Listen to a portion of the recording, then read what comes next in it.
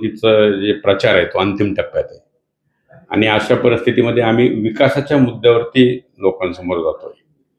ते जातीपातीचं राजकारण लोक करतायत, परंतु त्याच्यात त्यांना काही यश येणार नाही. आमच्याकडं व्हिजन आहे नगरपालिकेचं, त्या व्हिजनच्या मुद्द्यावरच आम्ही निवडणूक लढवतो. बीड शहराला एक एक महिना पाणी मिळत नव्हतं, अशी परिस्थिती होती. पण त्याच्यामध्ये अजितदादा पालकमंत्री झाल्यानंतर आमदार संदीप भैया, माजी आमदार सलीम साहेब ते सातत्यानं पालकमंत्री म्हणून त्यांच्याकडं पाठपुरावा करीत होते लाईट बिलाच्या संदर्भात. आणि दादा देखील पॉझिटिव्ह होते, परंतु त्याच्यामध्ये काय राजकारण आलं माहिती नाही. दादाची मानसिकता होती की तो एमसीबीचे जे 36 कोटी रुपये थकलेले आहेत ते देण्याची, परंतु ते देऊ शकले नाही. त्याच्यामध्ये राजकारण आलं. म्हणून जनतेच्या मनामध्ये जे आहे, दादा एकदम प्रखर विचार मांडणारा व्यक्ती आहे. दादांकडे बघण्याचा दृष्टिकोन लोकांचा वेगळा आहे आणि त्यांना जे दिसलं बीड शहरामध्ये आल्यानंतर, त्यांच्या आपसूक तोंडातून ते निघालेले शब्द आहेत आणि ते खरोखर रामकृष्ण हरी म्हणजे वाजवा तुतारी हे त्यांना म्हणायचं होतं, पण ते म्हणले नाहीत. अशी परिस्थिती आहे, कारण की दादा फार वेगळे व्यक्तिमत्व आहे. शरदचंद्र पवार राष्ट्रवादीचे जिल्हाध्यक्ष आपल्यासोबत आहेत. एकूण बीडच्या नगरपालिकेकडे सर्वांचंच लक्ष आहे आणि ते प्रचारामध्ये अग्रेसर आहेत. आपण पाहतोय की मला वाटतं 3-4 दिवस शिल्लक राहिलेत. तुमच्या सभा सुद्धा चांगल्या होत्या. कसं आहे प्रतिसाद? कसं आहे की बीड नगरपालिकेच्या निवडणुकीचा जे प्रचार आहे तो अंतिम टप्प्यात आहे आणि अशा परिस्थितीमध्ये आम्ही विकासाच्या मुद्द्यावरती लोकांसमोर जातोय आणि मागचा जो कारभार आहे नगरपालिकेचा तो देखील लोकांनी पाहिलेला जवळ. आणि आम्हाला जी पसंती आहे ते जातीपातीचं राजकारण लोक करतायत, परंतु त्याच्यात त्यांना काही यश येणार नाही. आमच्याकडं व्हिजन आहे नगरपालिकेचं, त्या व्हिजनच्या मुद्द्यावरच आम्ही निवडणूक लढवतो. आमदार तुमच्याच पक्षाचे आहेत, दोन वेळेस झालं मला वाटतं. त्यांना यश आलं का इथले प्रश्न मार्गी लावायला? कसं आहे, आमदार झाल्यापासून 8 वर्षापूर्वी नगरपालिकेची निवडणूक झाली होती. त्यांनी त्या ठिकाणी नगरपालिकेची जी सत्ता होती ते विरोधाकडे होती, तरी पण नगरपालिकेचा आमदार म्हणून नगरपालिकेच्या दृष्टिकोनातून जे जे कामं करायचे ते त्यांनी त्या ठिकाणी प्रयत्न केलेला. आपल्याला माहिती आहे की फक्त लाईट बिल 36 कोटी रुपये थकल्यामुळं बीड शहराला एक एक महिना पाणी मिळत नव्हतं, अशी परिस्थिती होती. पण त्याच्यामध्ये अजितदादा पालकमंत्री झाल्यानंतर आमदार संदीप भैया, माजी आमदार सलीम साहेब ते सातत्यानं पालकमंत्री म्हणून त्यांच्याकडं पाठपुरावा करीत होते लाईट बिलाच्या संदर्भात.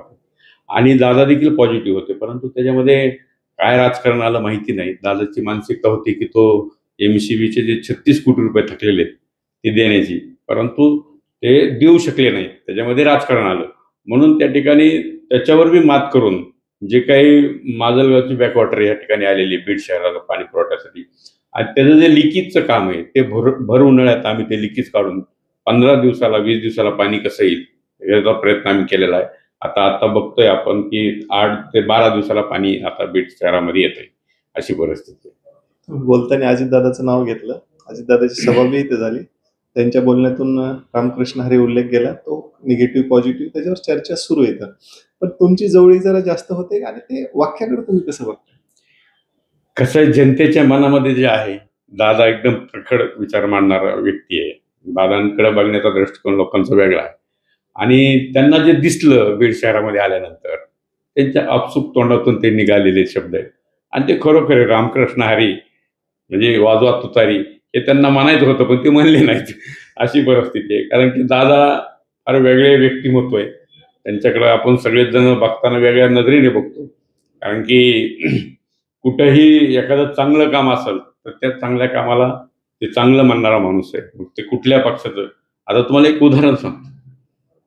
ज्यावेळेस दादा बीडमध्ये आलते त्यावेळेस आदर्श गाव निवडायची विषय होता. त्याच्यामध्ये बीड तालुक्यामध्ये वांजरवाडी हे आदर्श गाव आहे, परंतु इथल्या जे त्यांच्या सोबतचे जे लोक आहेत त्यांनी वांजरवाडीला गेलं नाही पाहिजे, दादानी दुसऱ्या गावाला गेलं पाहिजे, मग दुसरं गाव निवडलं.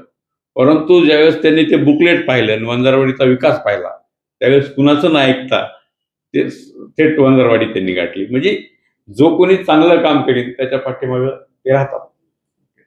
तुमचा जो नगराध्यक्ष पदाचा उमेदवार आहे तर त्यांनाच लोकांनी का पसंती द्यावी?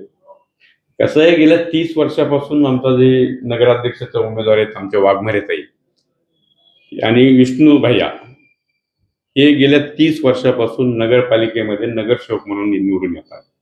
बरं, ज्या वार्डातून ते निवडून येत आहेत त्या वार्डामध्ये त्यांच्या जातीचं मतदान देखील कमी आहे, परंतु लोकांच्या कामामध्ये पडणारा हा माणूस आहे, म्हणून सतत 30 वर्ष त्यांना निवडून देण्याचं काम लोकांनी या ठिकाणी नगरसेवक म्हणून केलेलं आहे.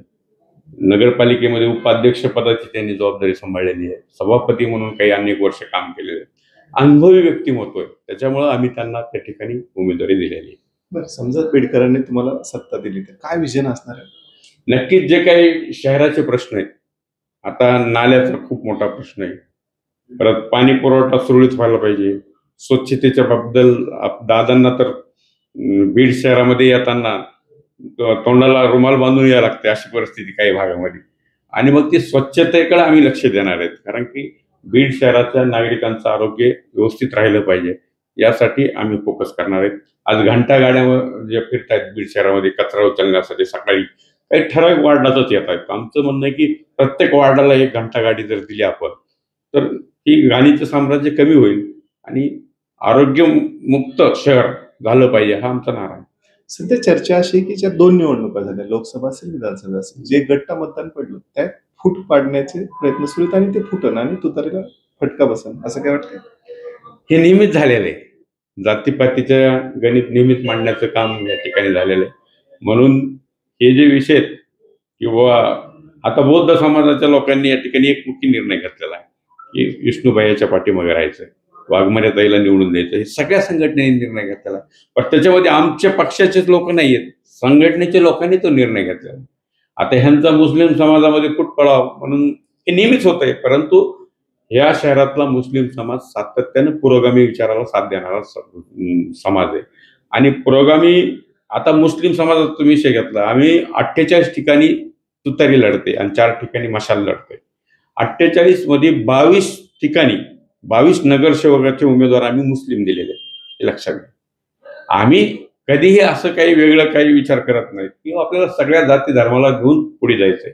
आमचे 3 उमेदवार ब्राह्मण समाजाचे 3 उमेदवार आम्ही दिलेले, म्हणजे आमच्या डोक्यामध्ये असं काही नाही की जो कोणी चांगलं काम करीत त्याला संधी देण्याचं काम राष्ट्रवादी काँग्रेस पार्टी करते.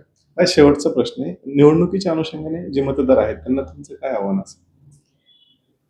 कसं निवडणूक शेवटच्या टप्प्यावर आहे, काही दिवसावरती निवडणूक आलेली आहे. मला जनतेला एकच आवाहन करायचं की ज्या पद्धतीने तुम्ही लोकसभेला नंतर विधानसभेला साथ दिली तशीच साथ नगरपालिकेच्या निवडणुकीत जनतेनं आम्हाला द्यावी, एवढंच मी बीड शहरातील जनतेने नागरिकांना आवाहन करतो.